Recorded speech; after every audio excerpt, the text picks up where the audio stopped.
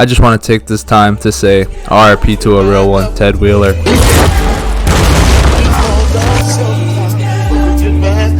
And no, he's not dead, but his gimmick of not knowing what's going on around him most certainly is. In a show filled with curious and adventurous characters willing to question everything, you were the cluelessness that the show needed to bring balance. And yes, you kinda neglected your kids. And yes, your wife almost got cracked by a lifeguard. But at the end of the day, we all loved you so much as a character that we tried to manifest the storyline of you walking shit down. And you tried, you definitely did.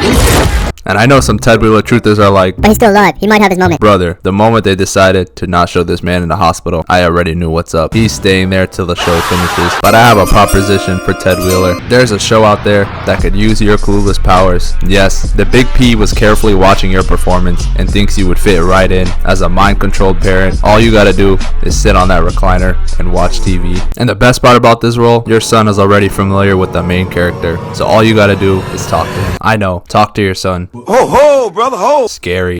So I just got done watching season 5, and all I gotta say is, we're just getting a taste of them. I'm like, I'm tired of getting a taste of them. I want the whole load. Whoever had the grand idea of splitting this season into 3 different dates, yeah, there's a special place in the Upside Down for you. And I wouldn't care as much if this show didn't start in the Obama administration. 3 different sitting presidents, and you got the audacity to do this. And just to get a grasp on how long this show has been dragged out, Eleven gets adopted by Jim Hopper in season 2. And now, in 2025, the actor who plays Eleven just adopted a child of her own. But to be fair to the Duffer Brothers, I haven't uploaded in like 30 days. So I'm kind of a hypocrite. But this video isn't about me. This is about season 5. And the first person I want to discuss is my favorite character, old reliable Jim Hopper. If it wasn't for this man, 30% of the action scenes in this show would cease to exist. Last season, this man was in a Russian gulag for 9 months and had a death match with a Demogorgon.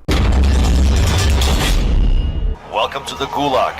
If you survive, you earn your freedom. So this season, they were like, no grace period for you. Get back in that field, old man. And that's exactly what he does. In the first episode, he goes to the Upside Down by himself and immediately almost gets packed up. First, he gets hit by a stray bullet. Then he gets hawked down by a Demogorgon. But by the grace of God, the Demogorgon he's staring down goes after the driver instead of him. I said this before, bro. On some real shit. No, him. How do this nigga make money, bro?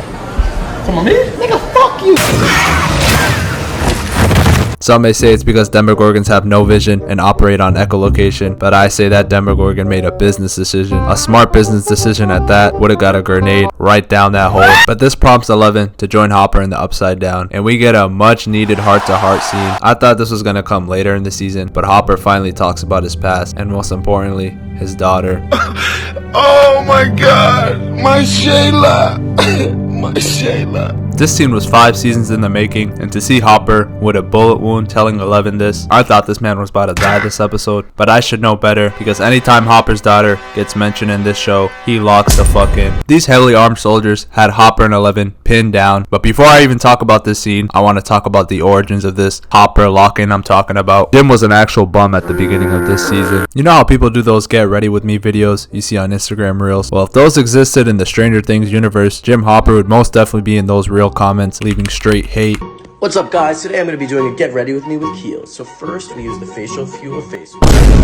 Because his wake up routine was the most anti-aesthetic thing I've ever seen. First off, a bunch of beer cans everywhere, and he's sleeping on this couch even though he has a bed, so that means he probably got drunk and just passed out. Then he steps out for a little smoke break, take it in the view. Nothing too crazy so far. I'm sure some people watching this video have probably even had mornings like this. But then he proceeds to brush his teeth, smoke a cig, take a sip of beer, then smoke a cig. At no point in this scene do they show this man washing his mouth out with water, and maybe they just cut it out the scene, but regardless, this is just crazy behavior from the sheriff of a town. And even when he walks into the office that day, he doesn't try to put on a professional act. He just walks in there, donut in his mouth with a coffee in his hand, doing his best Chief Wiggum impersonation, and all it took was Joyce mentioning his dead daughter. You think I'm making this up? I'm not saying that you're making it up. All I'm saying is it's an emotional time for you. And you think I don't know my own son's breathing?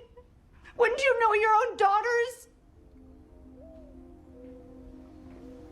You from Lonnie yet? So now, back to this scene. Due to Eleven being weakened by the military sonic device, Hopper gets thrown into a game of territory war. He empties his entire mag and hits one soldier, so then he runs to his bag to grab another mag, and the soldiers just start shooting simultaneously.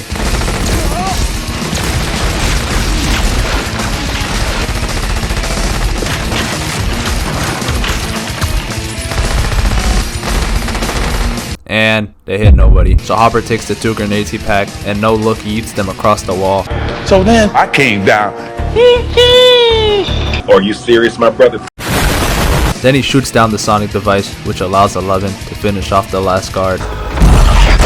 This is real father-daughter goals right here. But Hopper was not the only parent putting in work this season. Mrs. and Mr. Wheeler both went one-on-one with a Demogorgon to protect their child. And all I could think about watching the home invasion scene is one, the only reason Ted lost that fight is because his powers weren't fully charged up. Everyone knows that the recliner Ted sits in acts as a charging station for his powers. Why else would 11 just be sitting in his recliner? And as we clearly see in this scene, Ted was playing golf. And if you don't believe me, look at how Ted tries to use the Force to stop this Demogorgon. His powers were clearly drained, and the only person we can blame for that is Mrs. Wheeler, asking him dumb questions like how old my daughter is. In fact, do you even know how old your daughter is? You're ridiculous. I'm not talking to you when you like this. We will have Vecna's head by the end of season 5, I promise.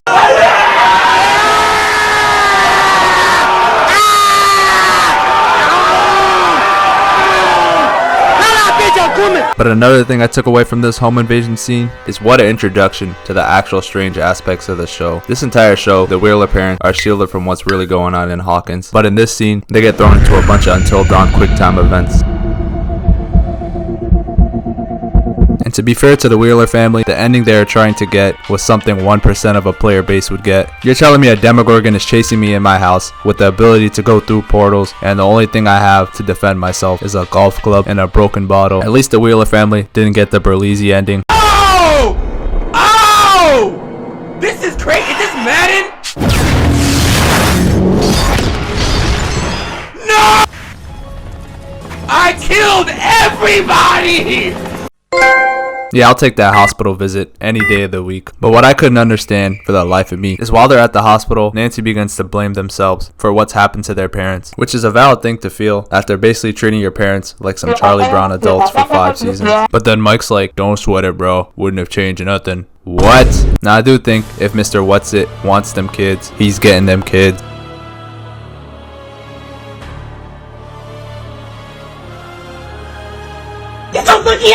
But telling Nancy we couldn't have known if any of this would happen is just not true. Holly, after almost getting snatched up in her room, runs to her mom's bathtub and she tells her there's a monster after her. So what does Mrs. Wheeler do? Nothing, because she doesn't know what she's talking about. Like, just because you didn't think he would go after them doesn't mean you shouldn't tell them, especially if the city you live in is locked down. But now that I think about it, I can't even be mad. It's literally just the Wheeler way to not communicate.